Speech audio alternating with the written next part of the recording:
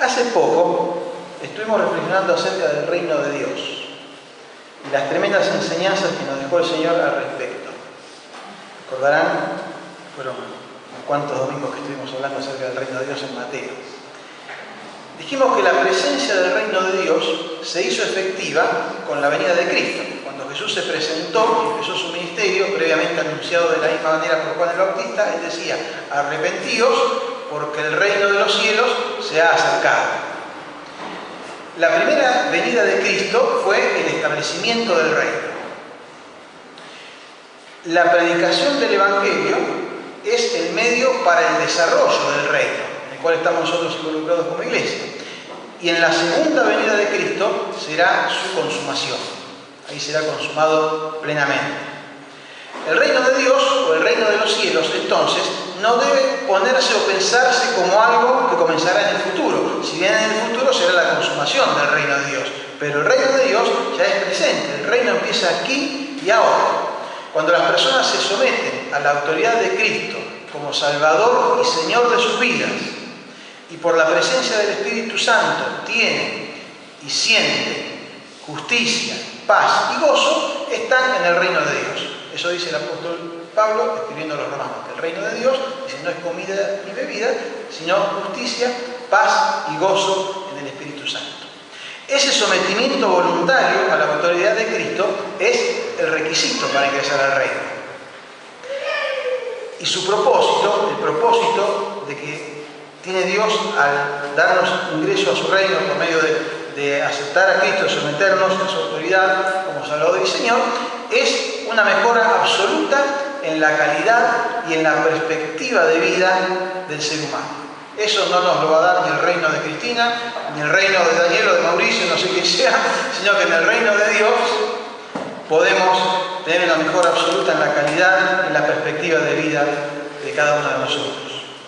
También explicamos que el reino de Dios no es un lugar físico, sino más bien se trata de un ámbito y un estado del carácter. Es libertad del pecado y es plenitud del compañerismo con Dios.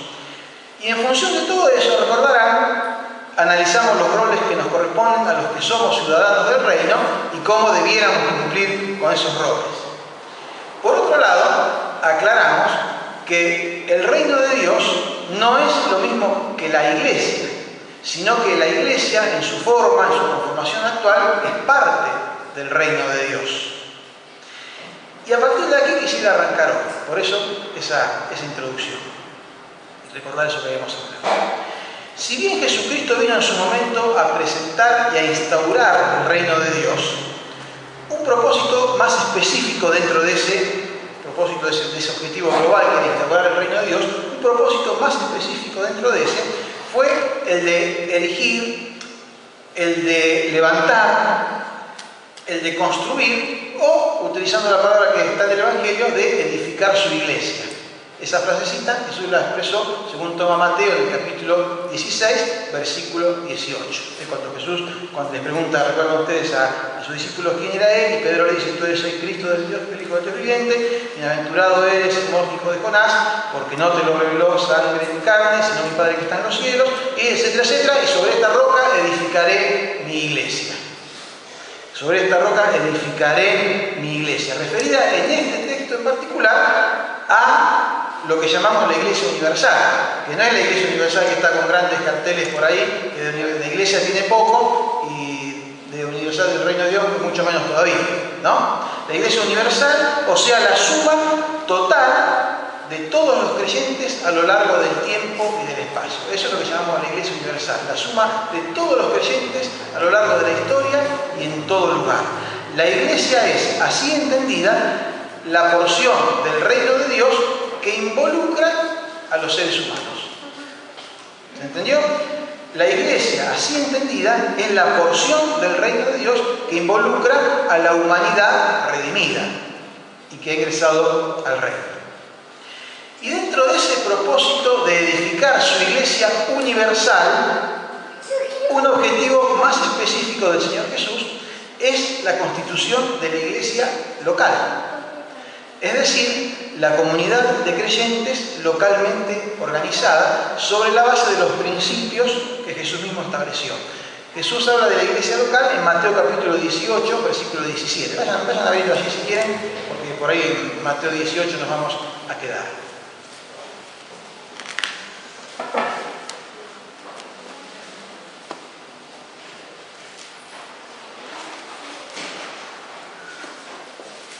Citamos antes Mateo 16, 18, cuando Jesús dice: sobre esta roca edificaré mi iglesia, refiriéndose a la iglesia universal, a la unión de todos los creyentes de todos los tiempos y lugares. Y en el capítulo 18, versículo 17, cuando dice: si no los oyere a ellos, dilo a la iglesia, y si no oyere a la iglesia, tenle por gentil y publicano, aquí la palabra iglesia se refiere a la iglesia local, es decir, a la comunidad de creyentes organizados localmente. Con su característica sabiduría, Jesús fue revelando progresivamente a sus discípulos cuál era su estrategia y su plan. El misterio lo llamó Jesús. Cuando dijo a sus discípulos que él les estaba revelando el misterio. Y fíjense, vamos a buscar en Romanos, no pierdan el Mateo, déjenlo marcadito. Romanos, el final de la carta a los Romanos, capítulo 16. Los últimos 3 versículos de la carta. Vamos a leerlo todos juntos Romanos 16, versículos 25, 26 y 27. Aquí el apóstol Pablo reiteradas veces habla del misterio de Dios y aquí de eso habla y lo aclara. ¿Tienen Romanos 16, 25 hasta el final? Bueno, vamos. Y al que puede confirmaros según mi evangelio y la predicación de Jesucristo, según la revelación del misterio que se ha mantenido oculto desde tiempos eternos, pero que ha sido manifestado ahora, y que por las escrituras de los profetas, según el mandamiento del Dios eterno, se ha dado a conocer a todas las gentes para que obedezcan a la fe. Al único y sabio Dios sea gloria mediante Jesucristo para siempre. Amén.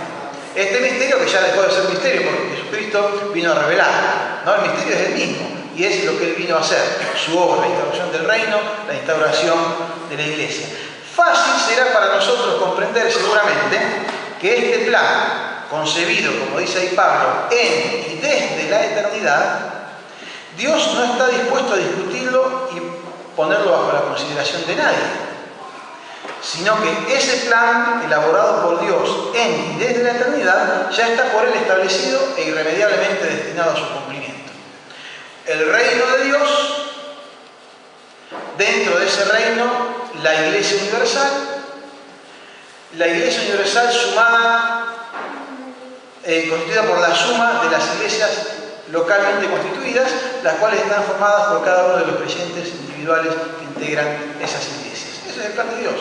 No hay otra forma, eso es lo que nos dicen las Escrituras. Entonces, nos vamos acercando más a lo que quiero desarrollar esta noche. Es imposible, pretendiendo estar en conformidad con la enseñanza bíblica, desechar o siquiera menospreciar la realidad, la vigencia, la funcionalidad, la importancia y la imprescindibilidad de la iglesia local. Y ahora que saben que estoy hablando de la iglesia local, vuelvo a decir la frase. Es imposible, pretendiendo estar en conformidad con la enseñanza bíblica, desechar o siquiera menospreciar la realidad, la vigencia, la importancia, la funcionalidad y la imprescindibilidad de la iglesia local. Personalmente creo que ese menosprecio se manifiesta de distintas actitudes. Unas actitudes por las cuales demostramos menosprecio hacia la iglesia del Señor se manifiesta, por ejemplo, en no congregarse en ninguna iglesia. Porque no hace falta congregar. Bueno, esa persona está menospreciando a la iglesia del Señor y el plan del Señor. Como así también se manifiesta en congregarse indistintamente en cualquier iglesia, sin establecerse en ninguna. Eso también es menospreciar la iglesia del Señor. O también reuniéndose esporádicamente con la iglesia.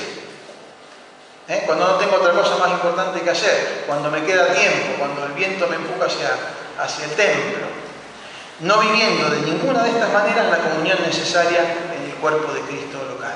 Son distintas maneras de menospreciar la iglesia. El texto ya leído de Mateo 18, 17, y ahí nos vamos a quedar ahora, así que tengan ya abiertos sus Biblias, nos confirma este pensamiento. No es moco de pavo pertenecer a la iglesia de Cristo. ¿Qué quiere decir cuando decimos moco de pavo? No es moco de pavo. No es una pavada, no es poco importante. No es poco importante. No es moco de pavo pertenecer a la iglesia de Cristo, universal y local. Y el que así lo considera, el que considera que es moco de pavo pertenecer a la iglesia, demuestra que es un pavo. Y lamentablemente hay muchos pavos pavoneándose en las iglesias.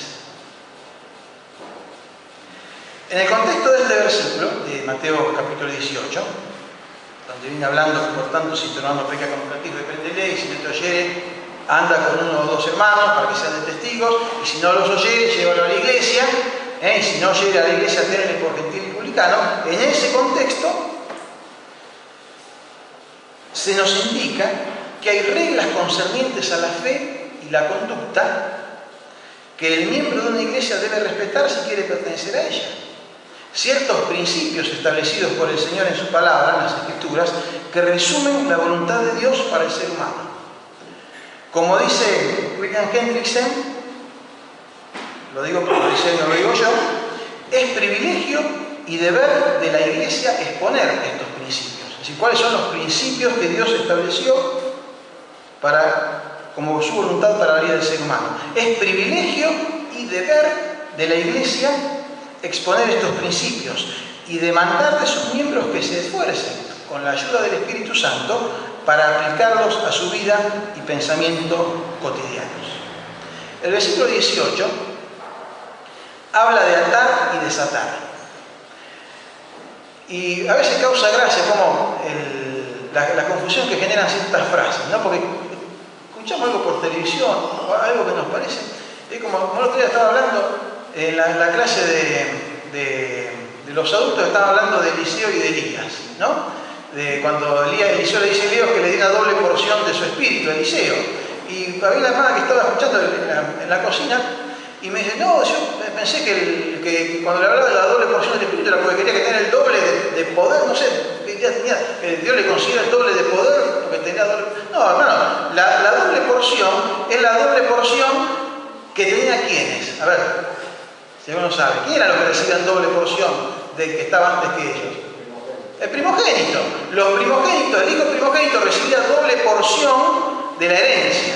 Y cuando Eliseo le está diciendo a Elías que él quería recibir doble porción de su espíritu, él le está diciendo que quería ser su primogénito, el seguidor de la obra que él estaba haciendo, ¿no? Bueno, pero son frases que una vez se escucha cada barbaridad referente a eso, que no son las que dice la Biblia. Cuando habla de atar y desatar, si ustedes por ahí han andado por ahí o han escuchado alguna predicación, se pueden encontrar también con alguna barbaridad. El tema es así, versículo 18. De cierto os digo que todo lo que atéis en la tierra será atado en el cielo, y todo lo que desatéis en la tierra será desatado en el cielo. ¿A quién le dijo eso Jesús? Se lo dijo a la iglesia y se lo dijo a sus apóstoles, ¿no? Se lo dijo a la iglesia. El atar y desatar que menciona Jesús se refiere a, con el aval de las Escrituras, en base a lo que enseñan las Escrituras, declarar lo que está permitido y lo que no. Declarar lo que es lícito y lo que es ilícito conforme a lo que Dios nos dice acá. Eso es lo que quiere decir atar y desatar, y es una frase que era tradicional dentro de los rabinos, que hablaban de atar y desatar en ese sentido. Por eso Jesús usa esa palabra. Declarar lícito o ilícito desde el punto de vista de la voluntad de Dios. Y cómo, si se hace de ese modo, estará de acuerdo con lo que Dios quiere. Es decir, si decimos lo que está bien y lo que está mal, de acuerdo a lo que dice la Biblia, no porque lo digamos nosotros, sino porque lo dice Dios en su palabra, entonces eso que se ate y se desate en la tierra estará en conformidad con la voluntad de Dios. Entonces también será atado y desatado por Dios en el cielo. Es decir, también será declarado bueno o declarado malo por Dios en el cielo, porque simplemente lo que estamos haciendo como iglesia es declarar lo que Dios dejó establecido en su palabra. Yo no sé, y esto obviamente lo dicho peyorativamente, o entendiendo que seguramente es así, si Dios sabría que en los años 2000, de la existencia de la humanidad, estaría vigente el relativismo, ¿no? Porque hoy todo es relativo. Bueno, vos pensás así, pero yo pienso de la otra manera. Y ahí, si para mí está bien, ¿por qué me va a decir que está mal? Sin embargo, Dios nos da elementos para rechazar el relativismo. Para Dios no hay cosas relativas. Para Dios es absoluto. O está bien o está mal. O está conforme a su voluntad o está fuera de su voluntad. Atar y desatar. Autoriza a Dios y exige a la Iglesia que luego de ciertos y determinados pasos puede incluso excluir de su seno a quienes voluntaria y sucesivamente persisten en violar esos principios sin manifestar arrepentimiento ni voluntad concreta de cambio. Eso es lo que estuvimos leyendo hasta aquí en estos versículos. La frase con que comienza el versículo 18, que es de cierto os digo, significa literalmente les afirmo y les confirmo esta verdad solemne. Cuando Jesús, nuestra traducción Reina Valera dice de cierto os digo, quiere decir, les afirmo y les confirmo esta verdad solemne. Es la forma que encontró Jesús para decir, en otras palabras, presten suma atención, presten total atención, porque lo que les voy a decir a continuación es una verdad total y absoluta. Y es lo que la versión Reina Valera tradujo de cierto les digo, reforzando en la reiteración de la frase, en ese de cierto, la importancia, la verdad y la solemnidad de lo que se iba a decir a continuación. Ese mismo encabezado se repite en el versículo siguiente, en el 19. Cuando dice, otra vez os digo, Jesús está diciendo de vuelta, de cierto les digo. O está diciendo, en el sentido, en la traducción literal, les afirmo y les confirmo también esta verdad solemne. Y nuevamente, lo voy a leer, versículo 19. Otra vez os digo que si dos de vosotros se pusieren de acuerdo en la tierra acerca de cualquiera cosa que pidieren, les será hecho por mi Padre que está en los cielos. Nuevamente el encabezado, de cierto os digo, lo cual indica que eso es una verdad absoluta y solemne, afirmada y confirmada por el Señor, y nuevamente la combinación tierra y cielos. ¿No? En el versículo anterior decía, lo que aten o desaten en la tierra será atado y desatado en los cielos. Y acá el versículo 19 dice, si dos de vosotros se pusieren de acuerdo en la tierra acerca de cualquier cosa que pidieren, les será hecho por mi Padre que está en los cielos. Debo resaltar que en ambos casos hay una perfecta armonía. Perfecta armonía. Porque guarda que el pasaje que leí recién, lo leí medio rápido, pero es pesado, es bravo, tiene mucha significación.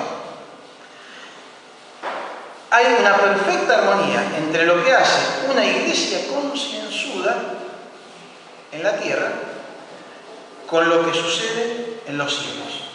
Según el versículo 18, la disciplina ejercida en la tierra es confirmada en los cielos. Y según el versículo 19, la oración ofrecida en la tierra es contestada por el Padre que está en los cielos. Pesado, una cosa de peso, importante. Vamos. Y si bien el versículo 19 referido a la respuesta de Dios a la oración de la iglesia está en el contexto de pedir sabiduría para actuar en asuntos de conducta y disciplina, no menos cierto es que la expresión de Jesús pareciera también ser de mayor amplitud, ya que nos dice acerca de cualquier cosa que pidiere. O sea, la frase que Jesús amplía ahí lo que él está diciendo. Hasta antes venía hablando de la disciplina, del actuar en relación a eso. Pero acá dice acerca de cualquier cosa que pidieren. Y antes de seguir avanzando, debo decir también que no podemos desvincular este versículo del que sigue, ya que el versículo 20 comienza diciendo porque. Entonces, permítanme que voy a leer el versículo 19 de vuelta y el 20, los dos corridos. Dice así: otra vez os digo, vamos a leerlo juntos de nuevo, como hicimos con el otro. Otra vez os digo que si dos de vosotros se pusieren de acuerdo en la tierra acerca de cualquiera cosa que pidieren, les será hecho por mi Padre que está en los cielos. Porque donde están dos o tres congregados en mi nombre, allí estoy yo en medio de ellos. Entonces corresponde esta lectura y un análisis en conjunto de los dos versículos, porque están íntimamente relacionados, están unidos por esa palabra porque. Me enriqueció la lectura de una reflexión acerca de este pasaje escrita por Christopher Shaw.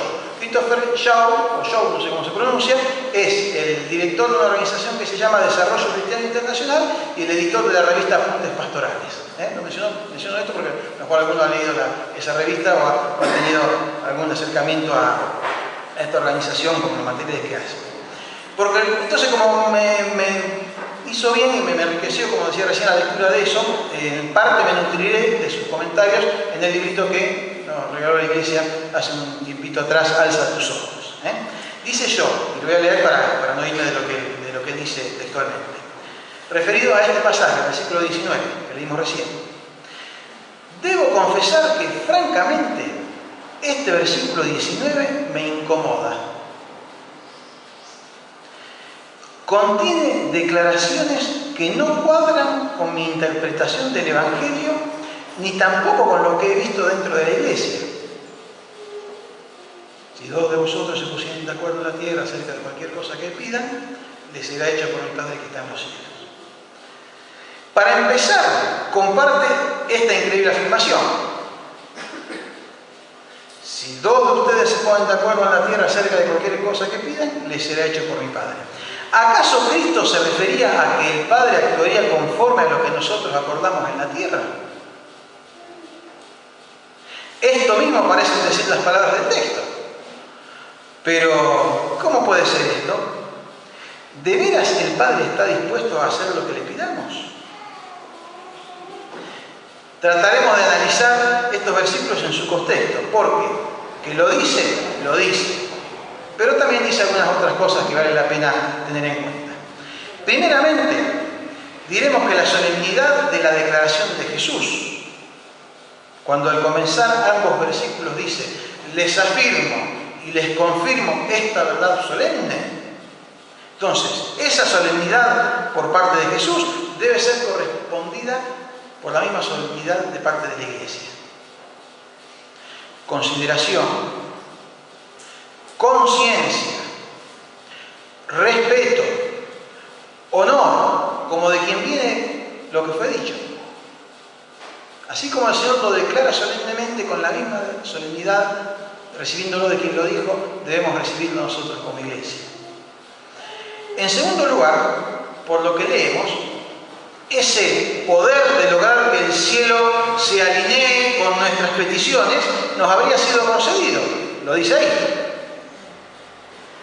Ahora bien, la manifestación o la puesta en práctica de esta verdad, es un poco rara, vamos a decir. Es un poco rara. ¿Por qué? Porque depende, sigan ustedes la lectura, tenganla abierto, porque depende de que dos se pongan de acuerdo. Es tan sencilla la declaración y tan difícil la realización. Dice Shaw, nuestro incansable compromiso con nosotros mismos presenta un notable escollo en el camino a recorrer. Queremos ser los dueños de una idea, los que la engendran y la controlan, los protagonistas en todo. Estas mismas actitudes son las que impiden que podamos ponernos de acuerdo, pues esto solamente es posible cuando lo nuestro muera. Podríamos entonces, siguiendo este pensamiento, decir que lo que se requiere, aparte de la solemnidad que hablamos recién, es humildad y una correcta valoración mutua. Quizás, en palabras del apóstol Pablo, estimando cada uno a los demás como superiores al mismo. Yo respecto a ustedes, ustedes respecto a mí, entre ustedes todos, mutuamente unos con otros. Y si lográramos eso, más, estaríamos en la previa del paraíso. Humildad y una correcta valoración mutua.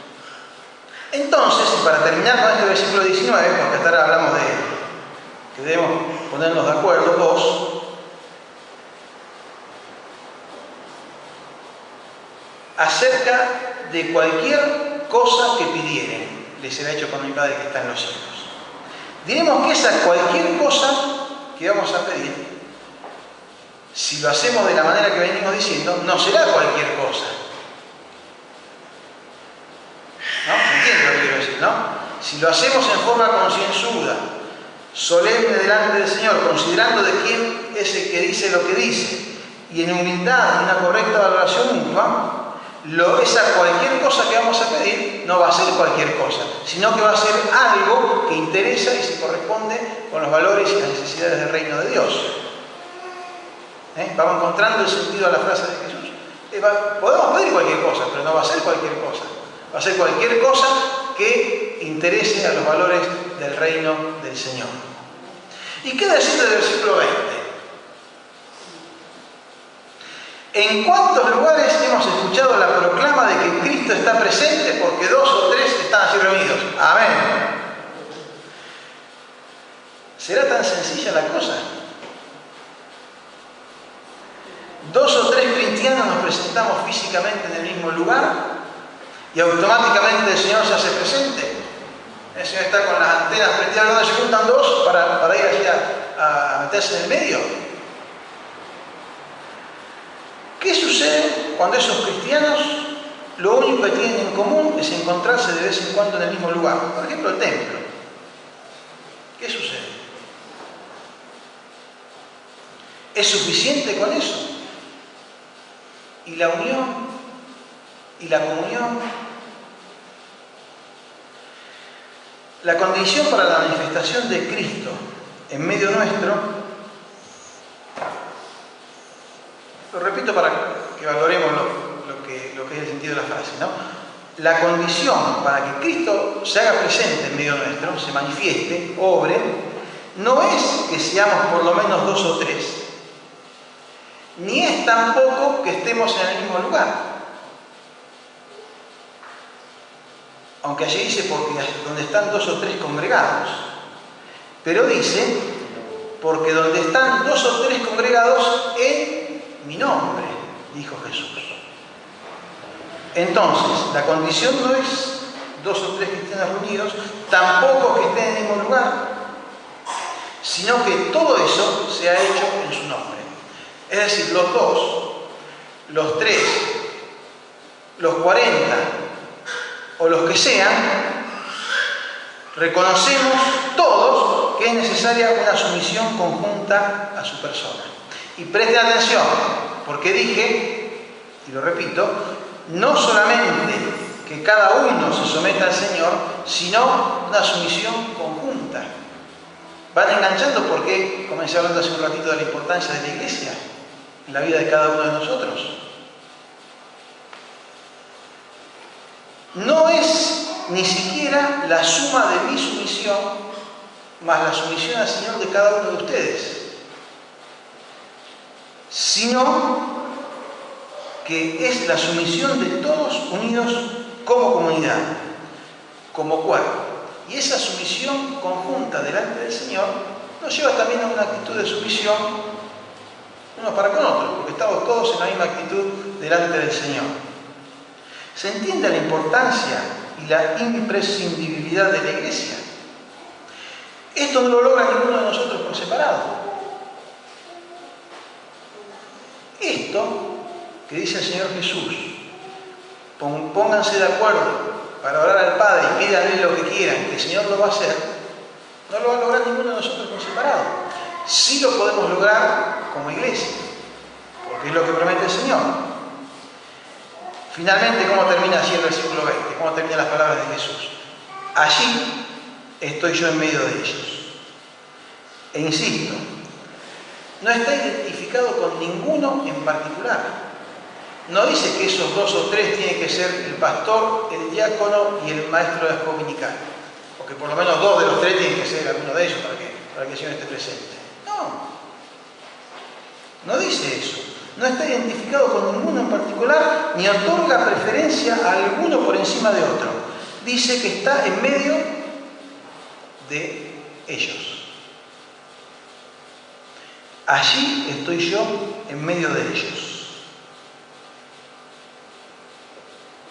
El ellos está por encima de cada uno. Está en cada uno, porque el Señor está en la vida de cada uno de nosotros. Pero en lo que Jesús nos está enseñando es que está potenciando la posibilidad de relacionarnos con Él como iglesia, como cuerpo, más allá de nuestra relación personal. Está en medio de ellos. Es el Dios de una comunidad de fe, igualmente accesible para todos, igualmente deseoso de bendecir a cada uno como parte del todo. igualmente accesible a todos, igualmente deseoso de bendecir a cada uno como parte del todo. Hermanos, esa es la importancia de la iglesia. Eso no lo vamos a lograr ninguno de nosotros por nuestra cuenta. No lo vamos a lograr ninguno de nosotros en nuestra casa. No lo vamos a lograr ninguno de nosotros en ningún otro lado. Eso se logra en la iglesia. ¿Por qué? Pregúntenselo al Señor, no lo pregunten a mí. Yo lo que hago es transmitir lo que el Señor dejó puesto en su palabra. Entonces, hermanos, valoremos la presencia, nuestra presencia en la iglesia. Valoremos no solo la presencia, sino sentirnos parte de la iglesia. El ser asiduos en encontrarnos para estar en comunión con el Señor y con nuestros hermanos. Una de las cosas que tampoco podemos hacer cada uno de nosotros por nuestra cuenta es participar de la cena del Señor. Si usted quiere tomar una copa de vino y un pedazo de pan en su casa, hágalo, pero no es la cena del Señor. La cena del Señor la vivimos y la practicamos en comunidad, la practicamos como iglesia. Y son todas bendiciones que el Señor nos da, y a las cuales el Señor nos permite acceder y nos hace ofrecimientos tremendos, hermano. Cualquier cosa, si se pusieran de acuerdo en la tierra acerca de cualquier cosa que pidieran, les será hecho por mi Padre que está en los cielos. Y podemos dar testimonio de muchas cosas de estas, pero podríamos dar testimonio de muchas más, si lo practicáramos más y mejor todavía.